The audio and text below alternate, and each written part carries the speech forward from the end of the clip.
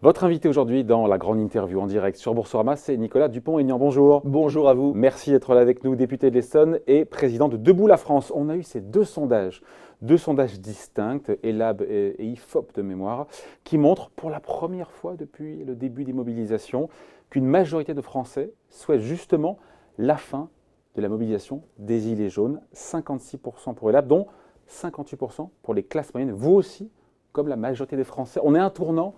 Vous demandez la mobilisation. Non, je demande que le gouvernement arrête de jouer la montre, le pourrissement. Et il y a une France coupée en deux. Une moitié veut arrêter, l'autre moitié veut continuer. La majorité veut arrêter. Oui, En démocratie, la majorité, oui, c'est plus attendez. un.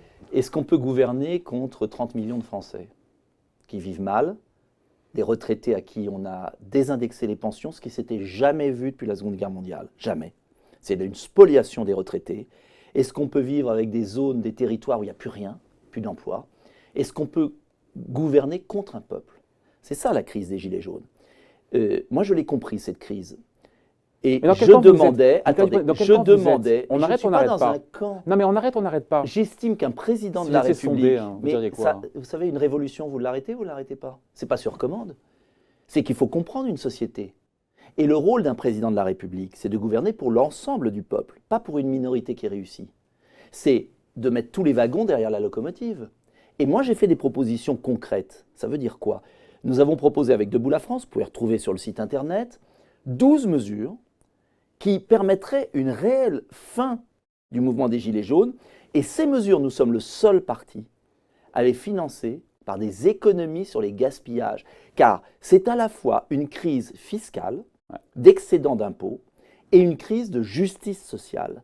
Et tout l'enjeu, c'est de dépenser autrement, c'est-à-dire de cesser des gaspillages et au contraire de dépenser mieux, et de l'autre côté, de baisser les charges sur les PME, les artisans, les commerçants, ceux qui bossent, et de taxer l'évasion fiscale. Donc ce qui est très intéressant dans cette crise et dramatique, c'est qu'elle résume les maux du pays et que le gouvernement, au lieu de prendre les décisions qui s'imposent, fait un grand blabla pour... Il y a eu 10 milliards d'euros quand même qui ont été... Mais 10 milliards d'euros, ce sont nos impôts, ça ne veut rien dire.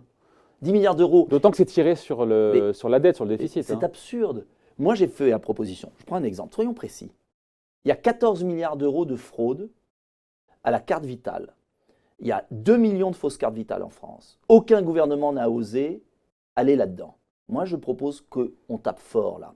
J'ai fait des propositions pour qu'on réduise le train de vie de l'État. J'ai fait des propositions pour qu'on donne plus 11 milliards à l'Union européenne. 11 milliards nets chaque année. Sous Chirac, on en donnait 2. Ouais.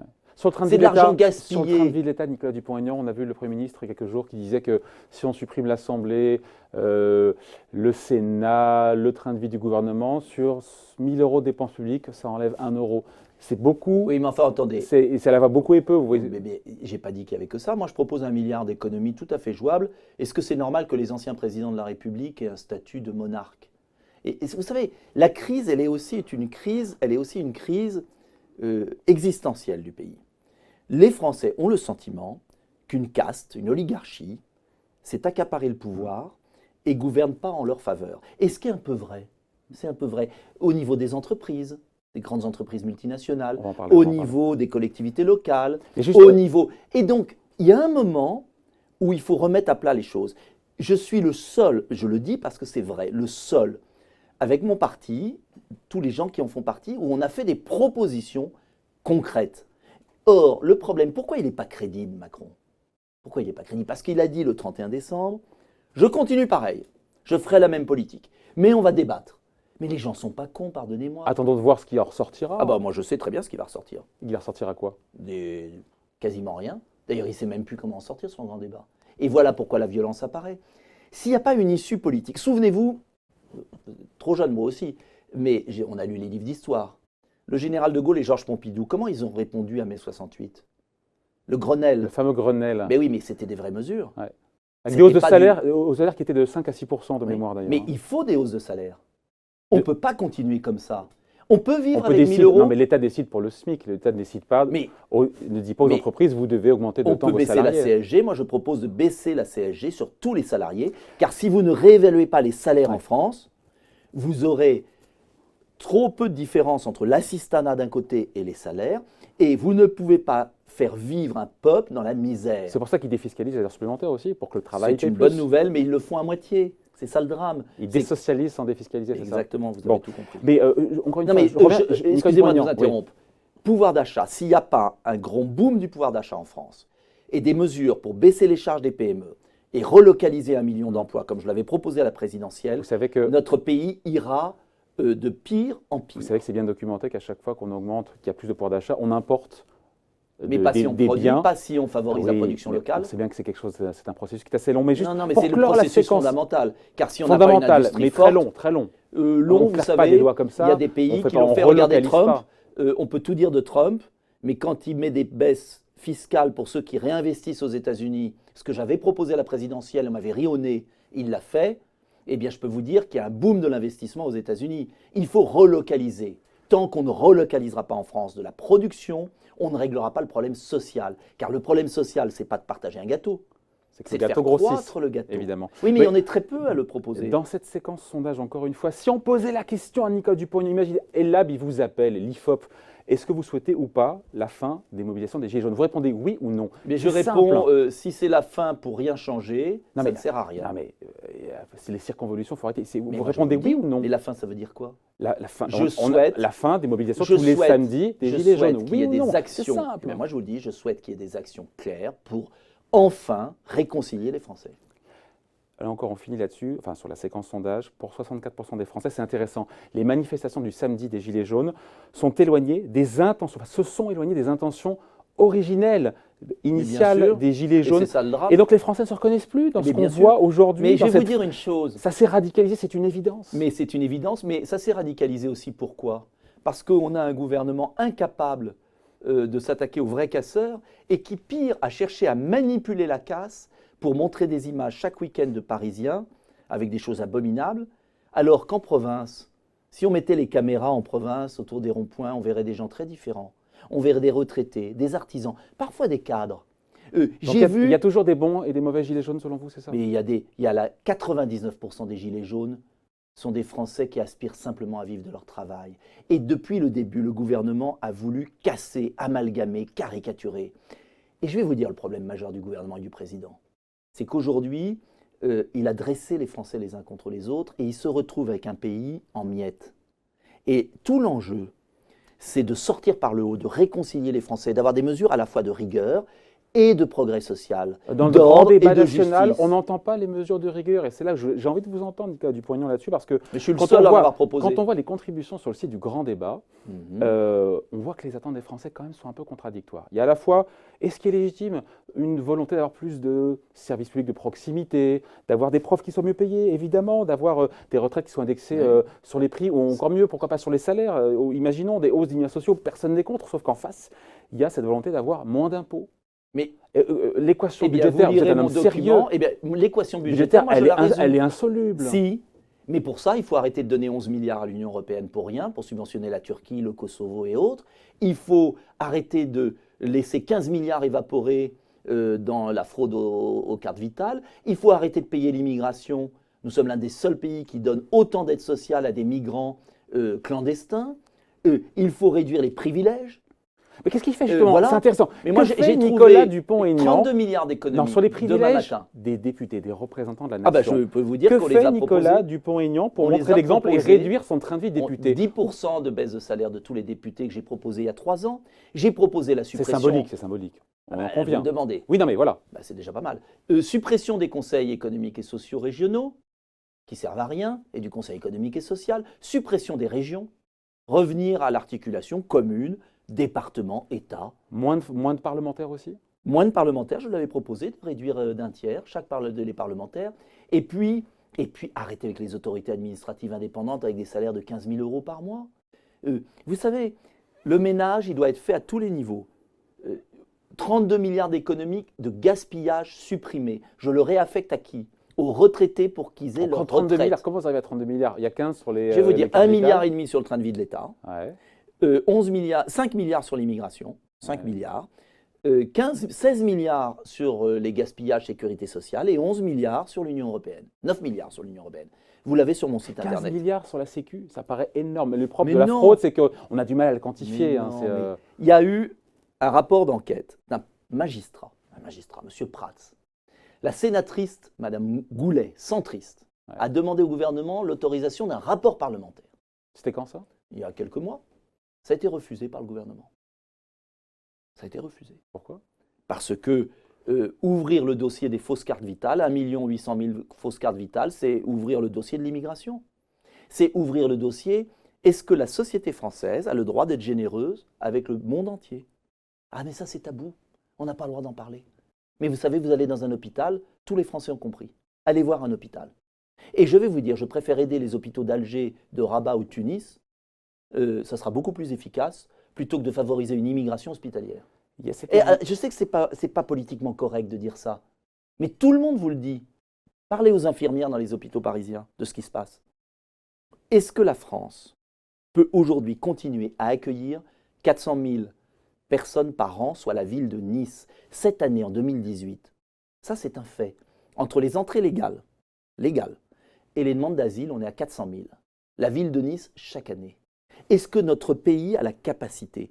Je ne suis pas contre l'immigration en soi.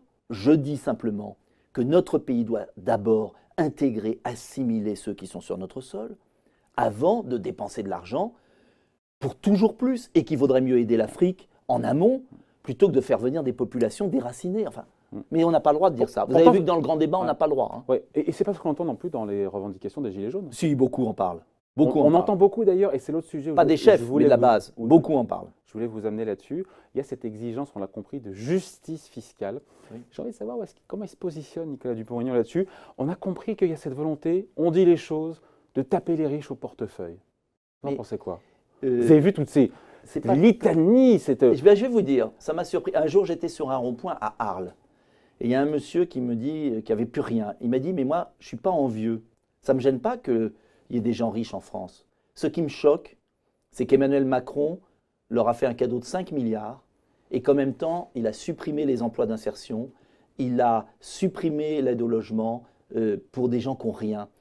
Vous savez, j'ai retrouvé un texte du général de Gaulle de 58 au moment du grand plan d'économie budgétaire. Parce que le général de Gaulle a fait de sacrées économies en arrivant, le plan RUEF, Pinay-RUEF. Et vous savez ce qu'il a fait en même temps? Il a augmenté les petites retraites. Il a augmenté les bas salaires. Et il a dit, en revanche, on va supprimer des privilèges, des gaspillages.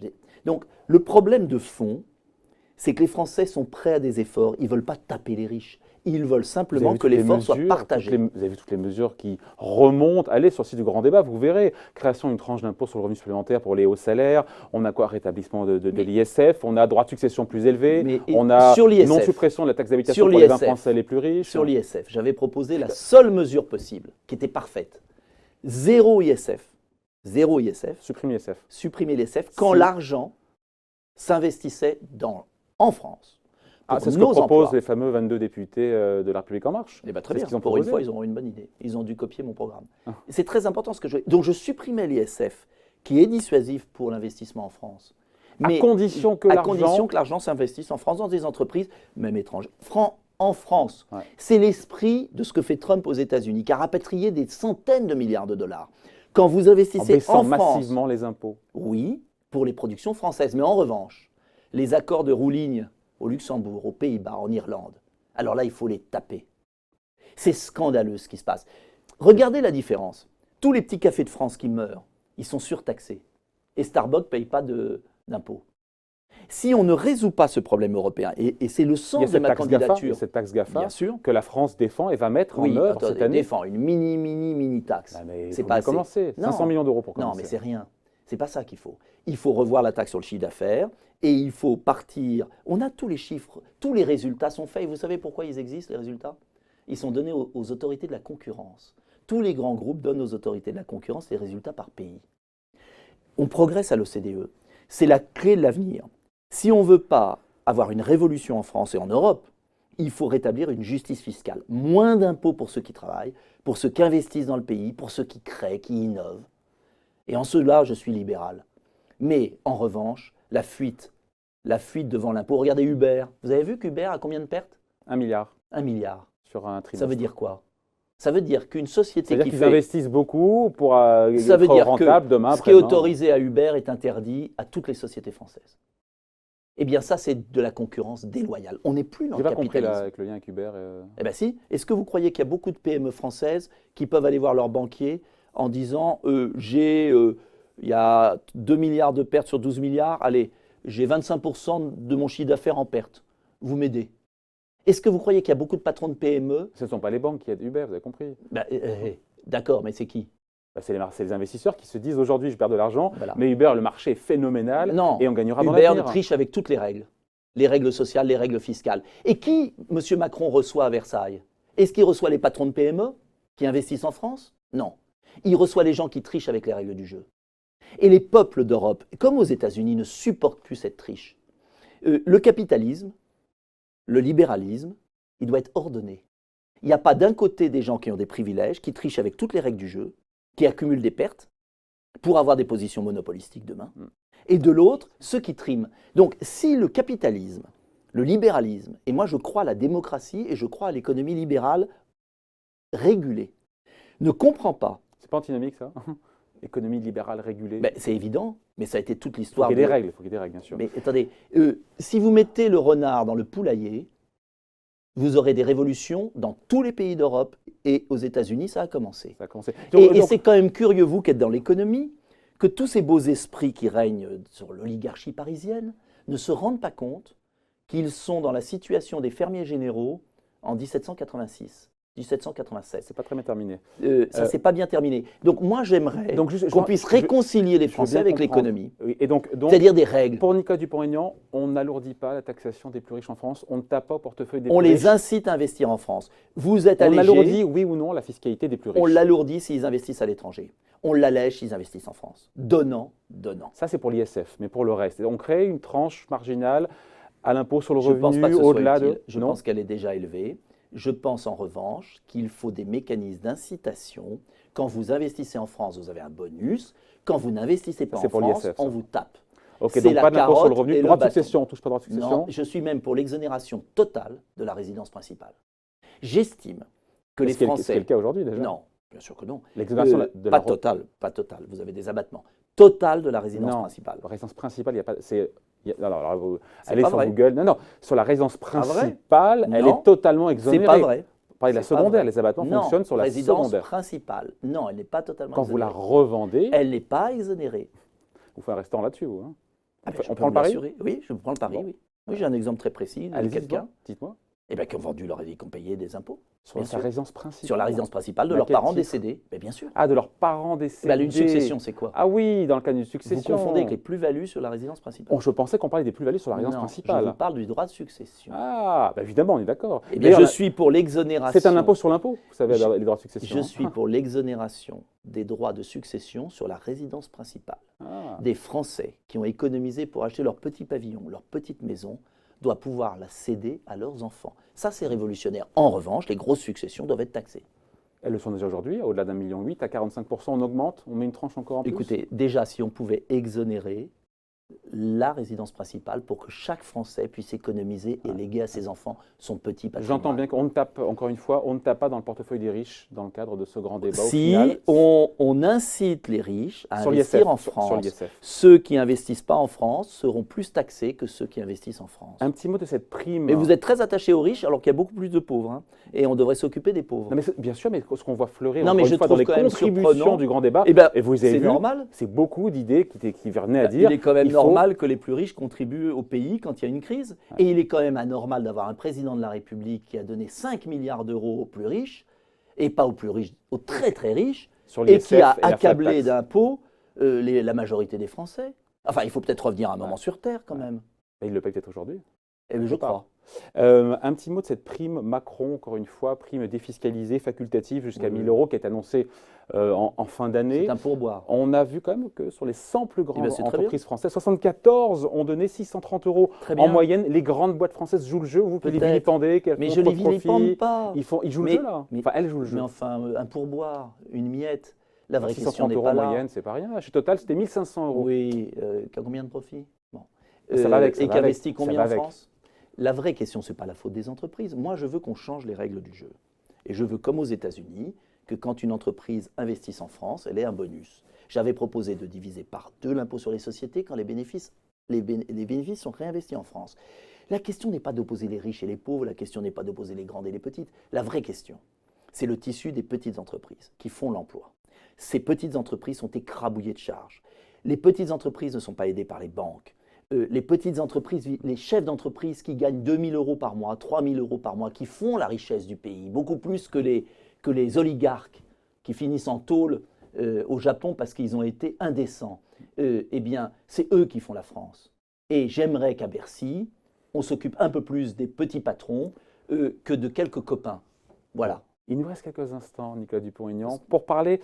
En préparant l'interview, je suis tombé sur cet entretien que Marine Le Pen a donné il y a, allez, on va dire 10-15 jours, au magazine Le Point, que vous avez dû lire. On lui demandait pourquoi est-ce que vous aviez refusé la main qu'elle vous tendait après les présidentielles, là, dans le cadre des européennes, en parlant de vous, je la cite, et vous connaissez la phrase, « Je ne sonde pas les cœurs et les reins de Nicolas », qui ne dit d'ailleurs pas toujours ce qu'il pense. Qui ne dit pas toujours ce qu'il pense. Vous lui répondez Je ne connaissais pas cette phrase. Le Point d'il y a 15 jours.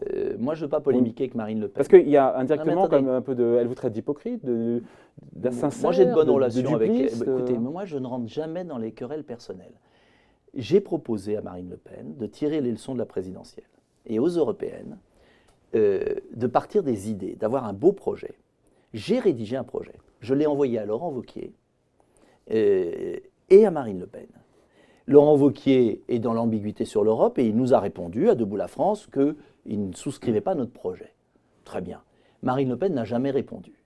Je lui avais proposé de faire une liste très large et de tirer les leçons de la présidentielle, c'est-à-dire de comprendre que les Français n'avaient pas voté pour elle et pour moi indirectement, puisque nous étions alliés, parce qu'ils ne trouvaient pas le programme assez solide. Et Marine Le Pen n'a pas semblé utile de donner suite. Je l'ai regretté. Et je maintiens, et je lui ai dit, que je crois que pour que demain on puisse gagner, il faut revoir le projet, il faut partir d'idées solides. Voilà. Maintenant, c'est un scrutin à un tour, que le meilleur gagne. Il y aura beaucoup de listes différentes. Je regrette qu'on n'ait pas pu faire une liste unique, mais ce n'est pas moi qui ai refusé. Donc ce n'est pas de votre faute s'il n'y a pas de liste unique. Vous admettez quand même que depuis la présidentielle, il y a de la friture sur la ligne? Non. Il y a de l'eau dans le gaz, comme disent... Non, il y a... Ah si, un petit peu quand même. Non, il y a Elle ne vous a même pas répondu. Elle vous a même pas répondu. Hein. Simplement, il y a le fait que je crois que dans la vie, quand on a un échec, il faut toujours en tirer les leçons. C'est pas le cas?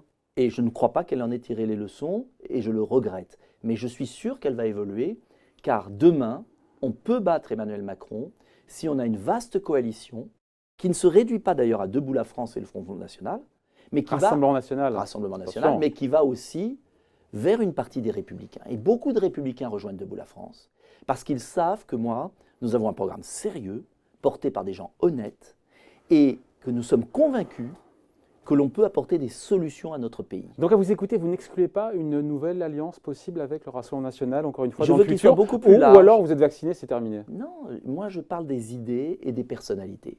Je crois que les électeurs républicains, patriotes, les électeurs de Debout la France et une partie des électeurs du Rassemblement national pensent exactement la même chose. Et je suis certain qu'on peut un jour leur proposer une belle alternative. Mais cela exige, pardonnez-moi, du professionnalisme, ne pas vouloir faire des coups politiques, travailler en profondeur les dossiers, car je crois que les Français n'ont pas osé voter Marine Le Pen au second tour parce qu'ils ont été inquiets. Eh bien, je veux en 2022 qu'on présente une offre patriotique très raisonnable, très solide. Et c'est à cette condition qu'on gagnera. Mais vous écoutez, elle n'a pas tiré les leçons, encore une fois, du scrutin. Mais je n'ai pas à polémiquer, elle va le faire. Et en même temps, elle est vue comme les Français, comme là, aujourd'hui, la principale opposante au chef de l'État. Mais aujourd'hui, ce n'est pas Jean-Luc Mélenchon, ce n'est pas vous, c'est Marine Le Pen. Peut-être, mais je crois que, tout est fait par Emmanuel Macron et par le système pour nous préparer un second tour à nouveau, au match retour, Macron-Le Pen. Et je pense que beaucoup de Français ne veulent pas de cela. Et j'ai eu certains sondages récemment sur Paris Match, c'était intéressant, où je pense que les Français attendent au contraire une offre alternative qui ne nous enferme pas dans ce choix. Et en tout cas, c'est ce que j'essaye de construire, avec d'ailleurs des gens qui viennent du Rassemblement national et des gens qui viennent des Républicains. Voilà. Je retiens qu'on n'alourdit pas la fiscalité des riches quand ils investissent en France. Là, on parle de l'ISF. Sous condition. Le grand drame d'Emmanuel Macron, c'est qu'il a fait un chèque en blanc à ceux qui avaient commandité sa campagne, qui l'ont payé en gros. Et il s'est coupé du peuple, et le peuple français lui en veut beaucoup parce qu'il a compris que c'était le président d'une très petite minorité, qui en plus joue contre son pays. Et ça, c'est terrible. Bon, voilà, merci d'avoir été avec nous. Aujourd'hui, donc, Nicolas Dupont-Aignan, député de l'Essonne et président de Debout la France, qui était l'invité de la grande interview en direct sur Merci. Boursorama. Merci à vous.